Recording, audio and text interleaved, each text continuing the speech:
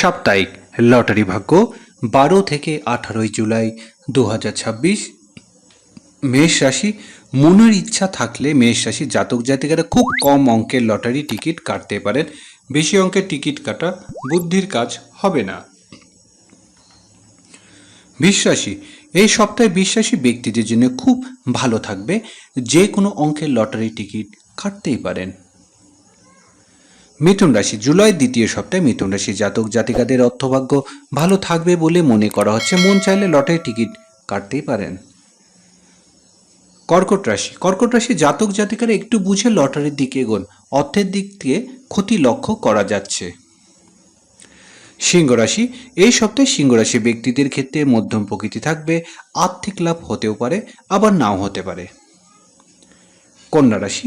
কন্যা রাশি ব্যক্তিরা এই সপ্তাহের শুরুতেই লটারির দিকে এগোবেন না। সপ্তাহের শেষে চেষ্টা করে দেখতেই পারেন।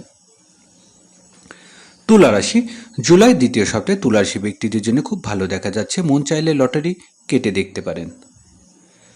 বৃশ্চিক রাশি। বৃশ্চিক রাশি জাতক জাতিকারা এই সপ্তাহে আয় ব্যয় সমতা রাখতে একটু সমস্যা হতে পারে, খুব বুঝে চলুন। ধনুরাশি। জুলাইয়ের দ্বিতীয় সপ্তাহে মধ্যভাগে ধনুরাশি জাতক জাতিকারা আর্থিক দিকটা খুব ভালো দেখা যাচ্ছে, তবে শেষের দিকটা লটারি কাটতে যাবেন না।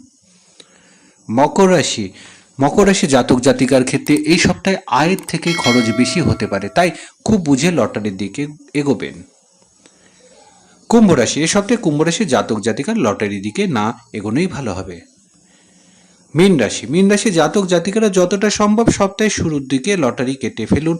মধ্যভাগে এবং শেষের দিকে লটারি কাটতে যাবেন না।